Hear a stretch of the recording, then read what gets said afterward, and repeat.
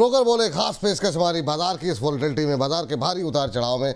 क्या कह रहे हैं ब्रोकर, आखिर में क्या खरीदा क्या बेचा जाए, इसको जानकारी लेकर के बहुत सारी सुबह से रिपोर्ट्स पढ़ने के बाद आखिर में आपके लिए बिल्कुल क्या कहते हैं उसे, मतलब दूध को मत करके पूरा मक्खन निकाल करके जो 4 रिपोर्ट लेकर के आते हैं और क्या टारगेट हो रहे हैं और उस पर भी आखिरी मोहर हमारे एक्सपर्ट लगाते हैं कि क्या आपके लिए सही है।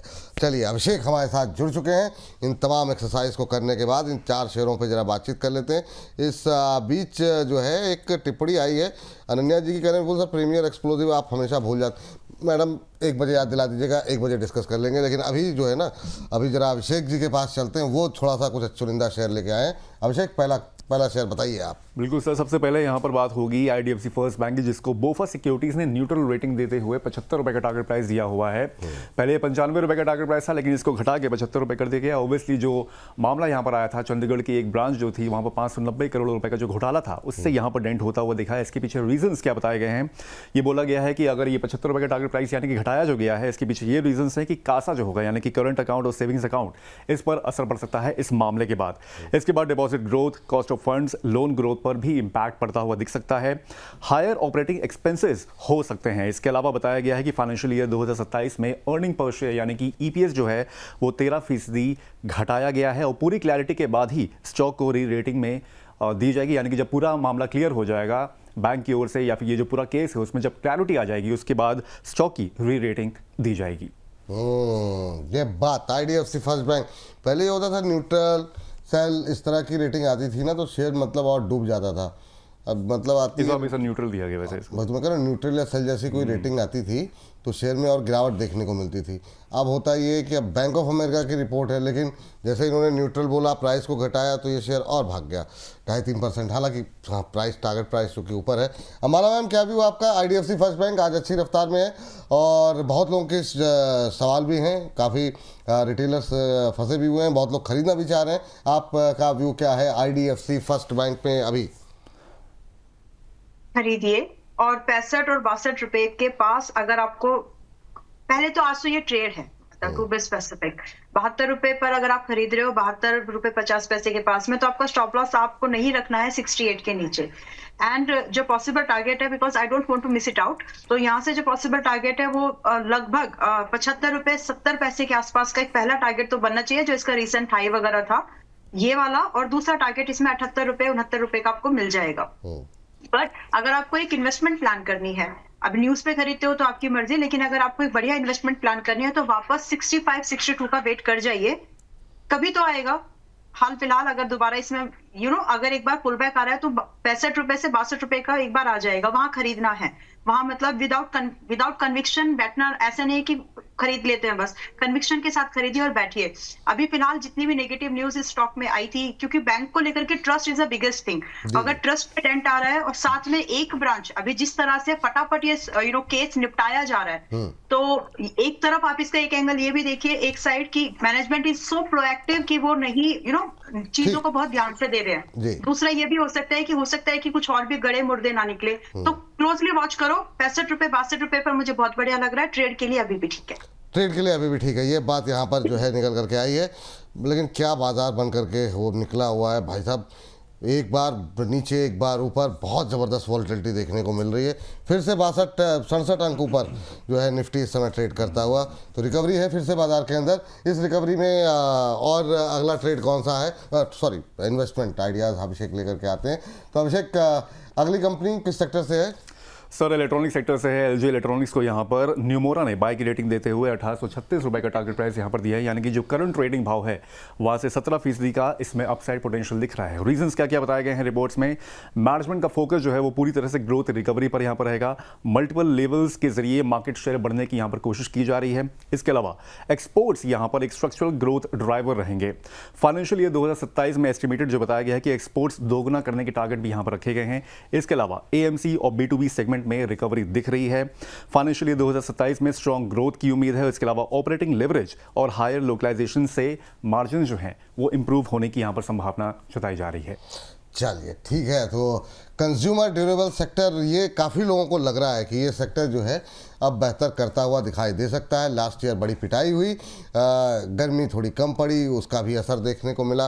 अब इस बार काफ़ी लोगों को उम्मीद है कि ये तमाम सेक्टर काफ़ी अच्छा प्रदर्शन कर सकते हैं। अमित सर, आपका व्यू क्या है और सहमत हैं आप न्यूमरा की इस रिपोर्ट से?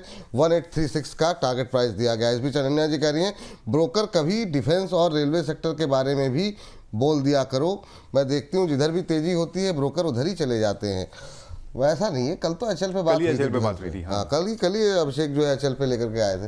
लेकिन ठीक है, अरविंद जी का अपना मानना है। अमित सर, आपकी टिप्पणी? सर सहमत हूं मैं इस रिपोर्ट से। 1500 रुपए के आसपास अगर डिप मिलता है तो करंट मार्केट प्राइस से 1500 और 1480 रुपए तक मैक्सिमम डाउनफॉल दिख सकता है।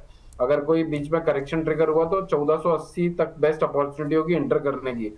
ये 1836 रुपए का टारगेट दिया हुआ है। प्रोबेबली सर 21 को अगर 2-3 साल की अवधि से देखें तो हो सकता है 2100-2200 रुपए भी चल जाए। ये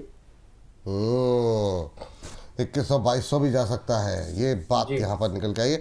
पर ये सेक्टर सही बात है, काफ़ी लोग पॉजिटिव हैं और लग भी रहा है इस बार की मतलब अच्छा प्रदर्शन करना चाहिए। अभिषेक, अगली कंपनी कौन सी होगी?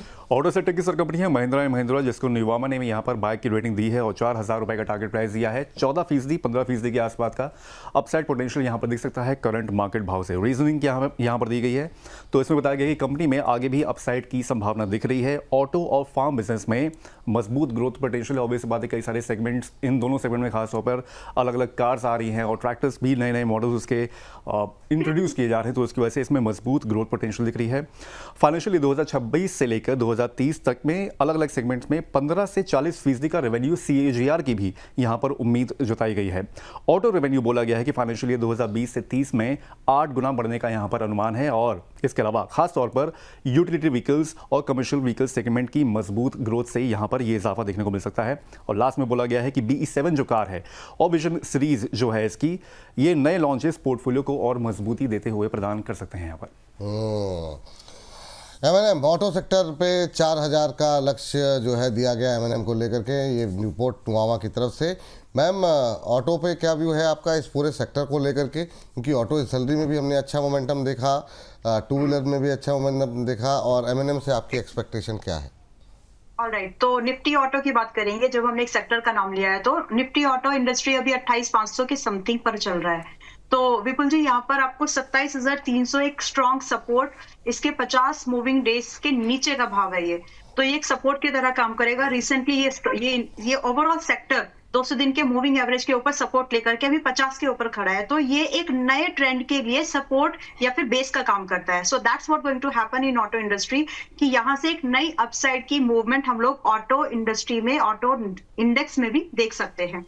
नाउ M&M को लेकर के ये जो रिपोर्ट है कि 4000 का भाव आ जाएगा, आई एग्री विद इट। 3400 भी चल रहा है, बट इसके साथ I want to give one more rational जो बहुत इंपॉर्टेंट है। उसके साथ आपको रिपोर्ट्स भी देखने की जरूरत नहीं है, you will see the chart only, you will get the idea.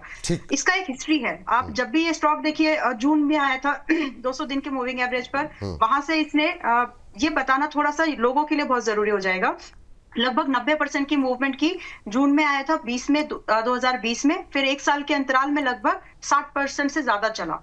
Then फिर यही हुआ, ये स्टॉक आया था आपका मार्च 2022 में अपने 200 दिन के मूविंग एवरेज के पास, फिर वहां से जो हाई बना 200 दिन मूविंग एवरेज आने से पहले वो 77% का बना था। फिर यही हुआ था, मतलब this is the multiple time जो दैट हैपन। तो इससे पहले फिर उसके बाद रिसेंटली 2023 अप्रैल में हुआ था ये, और 160 रुपए के परसेंट का 107% का गेन बना था। एंड अगेन आज फिर 33 हो गए। जी मैम, जी ठीक है, आज फिर से ये 200 दिन के मूविंग एवरेज पर है, तो बड़े रिटर्न की एक्सपेक्टेशन रखो, इसीलिए समझाया। 4000 का टारगेट अंडर टारगेट से ये 5000 का कैंडिडेट है, तो खरीदिए और 5000 के टारगेट का वेट कीजिए। आ गया समझ में मैम। जो है अभिषेक, अगली टिप्पणी, अगला लास्ट काउंटर कौन सा?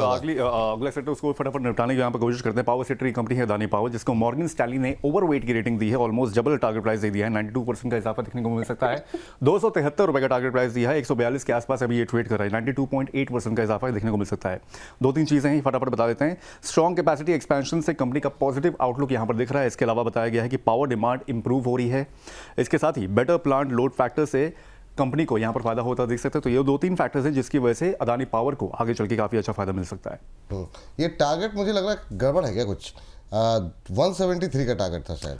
सब शायद मे कोई बात चेक कर लीजिएगा, है ना? लेकिन है इजाफा है हाँ वैसे जो भी इजाफा है अच्छा खासा है 170 और आपने 2-2 रुपीज़ यहाँ पर लगाए हुए हैं तो मतलब मुझे लगता है शायद आपने डबल कर दिया प्राइस तो इसलिए जो 2-2 रुपये।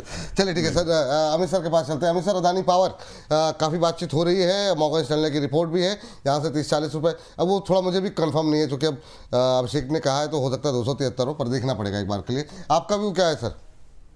सर करंट मार्केट प्राइस में तो नहीं, लेकिन मुझे ऐसा लगता है कि आजकल खबरों के चलते कभी ना कभी 120 रुपए के नीचे आएगा, वहां पर एक बाइंग अपॉर्चुनिटी बनती है 120 117 के बीच में। वहां से हम वापस से 140 और 165 रुपए तक बढ़ता हुआ देख सकते हैं, लेकिन करंट मार्केट प्राइस में हो सकता है लोग ट्रैप हो जाएं। चलिए ठीक है, तो अभी नहीं खरीदारी तो नहीं करनी है ना सर? नहीं नहीं, बिल्कुल नहीं करनी चाहिए सर। चलिए इसी के मेरी साथ तरफ से तो नहीं, बाकी रिपोर्ट के भरोसे करना है तो नहीं, आपकी राय सर, आखिरी मोहर आप लगा रहे हैं, कैसी बात कर दी आपने। चलिए इसी के साथ दर्शकों की भी एक चॉइस होती है और पर्सनल ओपिनियन होता है ना सर। जी बिल्कुल बिल्कुल सर।